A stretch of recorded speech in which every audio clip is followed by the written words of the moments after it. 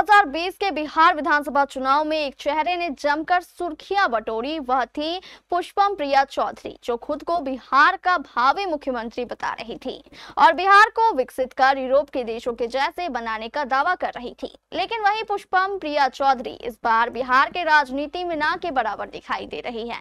ऐसे में बड़ा सवाल यह है कि कहां है पुष्पम प्रिया चौधरी और इस बार के होने वाले विधानसभा चुनाव में उनका प्लान क्या है। इस खबर से जुड़ी पूरी जानकारी देखिए इस खास रिपोर्ट में।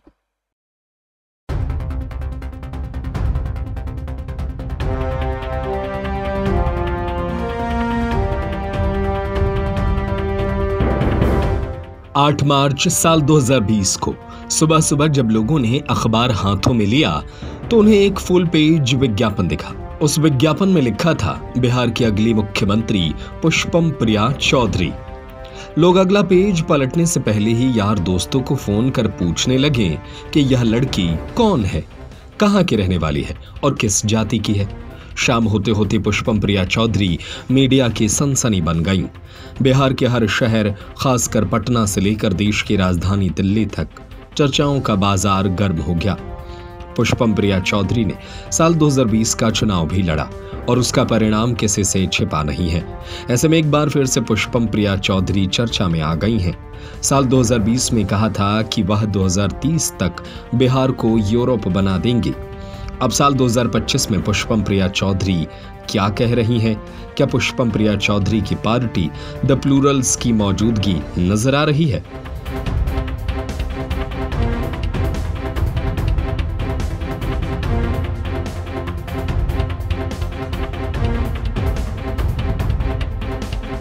2025 बिहार चुनाव नजदीक आते ही पुष्पम प्रिया फिर से सक्रिय हो गई हैं। उन्होंने स्पष्ट कर दिया है कि राजनीति उनका मिशन है, बैकअप प्लान नहीं। सोशल मीडिया पोस्ट में लिखी है, याद रखिए मैं जिंदा हूं। साल 2020 में पुष्पम प्रिया चौधरी ने बिहार के अगले मुख्यमंत्री के रूप में पेश किया था। उनकी पार्टी द प्लूरल्स की भी बोल्ड दावों ने रातों रात उन्हें सुर्खियों में ला दिया। लंदन स्कूल ऑफ इकोनॉमिक्स से पढ़ाई कर चुकी पुष्पम ने बिहार को यूरोप बनाने का वादा किया था, लेकिन 2020 में उनकी पार्टी को करारी हार का सामना करना पड़ा।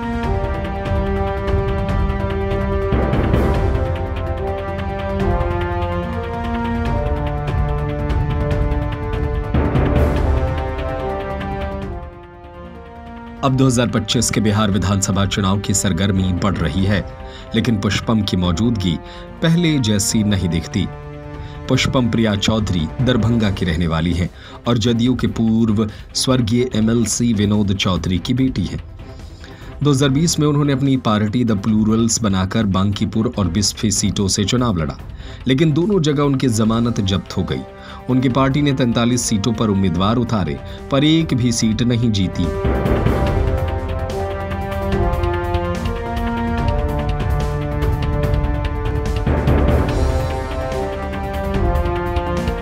बिहार की जनता ने उनके विज्ञापनों और सोशल मीडिया अभियानों को गंभीरता से नहीं लिया।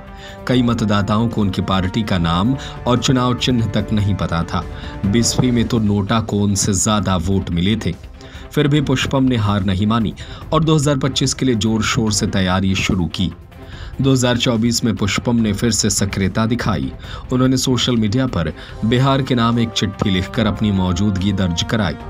2025 में उनकी पार्टी सभी 243 सीटों पर चुनाव लड़ने की घोषणा कर चुकी है, जिसमें 50% सीटें महिलाओं के लिए आरक्षित होंगी। पुष्पम इस बार दरभंगा टाउन से चुनाव लड़ेंगी, जो उनका गृह क्षेत्र है। देखना होगा कि इस बार पुष्पम प्रिया चौधरी कितनी कामयाब होती हैं। इस खबर पर आपकी क्या राय है? हमें अपनी राय कमेंट करके जरूर बताएं।